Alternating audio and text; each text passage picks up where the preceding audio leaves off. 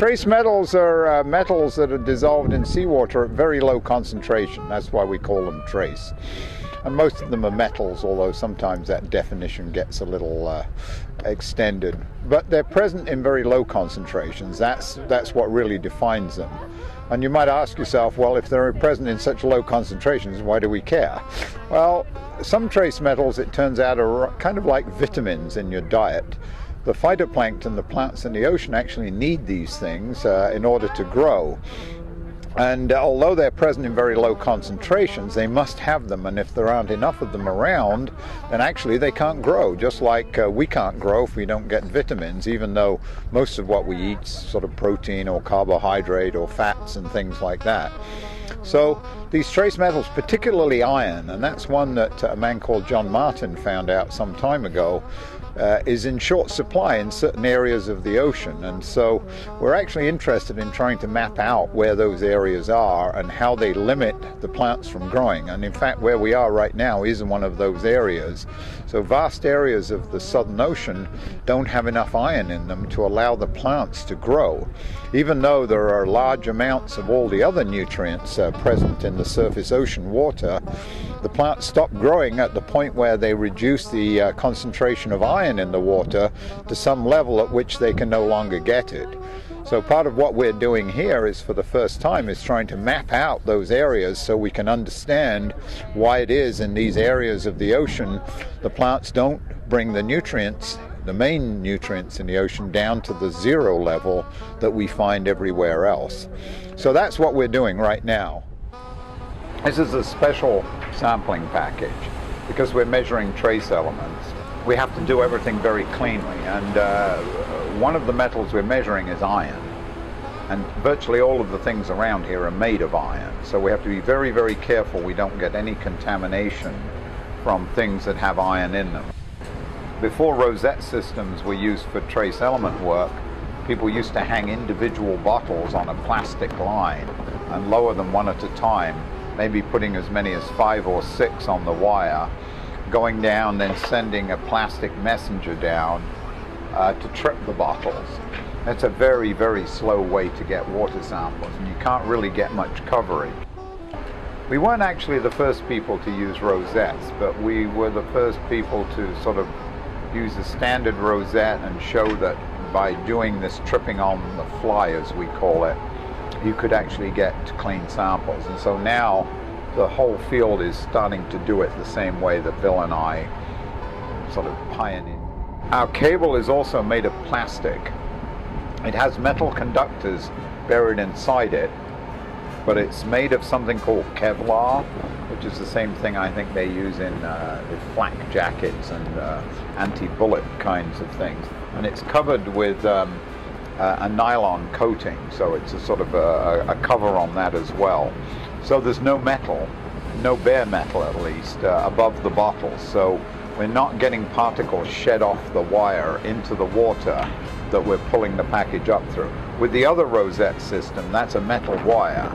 So that's why it's impossible to get metal-free samples from that package. Now what you can see with the rosette right now is they've just taken the covers off the tops of the bottles. Tops of the bottles are now open. And that means that any dirt coming out of the air can land inside the bottles. So we do this taking the caps off the very last thing, just before we put the rosette frame in. Bill's just going around, making a final check that everything's correct. Hey Chris, you can power up the CTD. Roger, Barry, powering up now. We wait for everyone to be clear of the frame before we actually put the power on it. So Ben is on the winch. So Ben's going to take this over the side and lower it down to about 10 meters. And that will enable the sensors to sense that they're in seawater, and then after about 90 seconds of that, where they've continuously seen seawater, then they'll turn the pump on and we'll get proper stable read.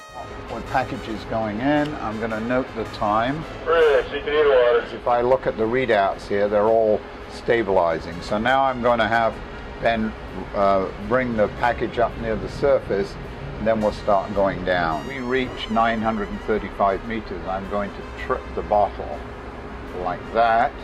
The screen flashes, tells me we've got the bottle tripped. I write it down. Okay, Ben, bottle fired. Next depth is 635 meters. Over. Roger, 635. The difference between this rosette and the main rosette is we actually fire the bottles, trip them, meaning close the valves on them, while the package is actually moving. The package is made of metal. So if we stop the package and then close the bottles, the package is sort of sitting in its own bath water, if you can imagine it like that. So it's sloshing around in that water and it will contaminate the water that's there. If we keep the package moving slowly, the tops of those bottles are always coming into clean water, and so it's not sloshing around and getting contamination from the frame. So that's the reason why we sample with the bottles moving, and that's different from the other rosette. Of course, there is a disadvantage to firing the bottles while they're moving, because the sensors that are recording temperature and salinity and oxygen don't equilibrate instantly with the water around them. There's usually a lag time. You trip the bottle while the package is moving. The sensors will record the values of temperature and salinity and oxygen and anything else you want at that depth. But there'll be an error because we actually didn't let the package stop and the sensors equilibrate. We've sort of looked at this to see how big that error is, and it turns out if you turn it into a depth error, which you can by playing around with various numbers, it turns out that the depth error is equivalent to about a meter generally. Sometimes it's a little bit more than that, but quite frankly the bottles themselves are more than a meter in size. The sensors are about half a meter below the bottles, so those kinds of errors are sort of inherent in the package design itself. So at this stage we're not really degrading the accuracy of that to any serious degree. So we're coming up to the next depth. Now I told Ben after we tripped the last bottle that my next depth was 635 meters. Now the winch operators on this ship are really very good indeed. So just by telling them that number, they know that they will come up at full speed until they get close to that depth. Then they will slow the winch down to the slowest speed that they can actually drive it at. I mean, there are some limits to what they can do. Again, we let them decide what that is. But they will slow it down at the right point, and they will wait for me to trip the bottle, and then I'll tell them I've done it, and then they'll speed up to the next depth. So I only have to tell them one thing. They're incredible. They're really good. Okay, we're at that depth. Ben is slowed down. I'm waiting for the package to come up. The sensors tell me the depth of the package. I fire the bottle, write the number down. You can see these red lines show where we tripped a bottle. So we tripped the first one here, the next one is here, and the next one is going to be at around here. So you can see they're starting to get closer together as we get to the surface. And the reason is that the concentrations of these trace elements change most in the near surface waters. So we're interested in getting enough data points to characterize those changes accurately. So we only have 12 bottles on this rosette, so it's kind of like pocket money, right? You only get to spend it once, so you have to decide how to spend it, because once you've spent it, it's gone. So we decided what depths to fire the bottles at, given what we know and what we expect the changes in concentration to be like.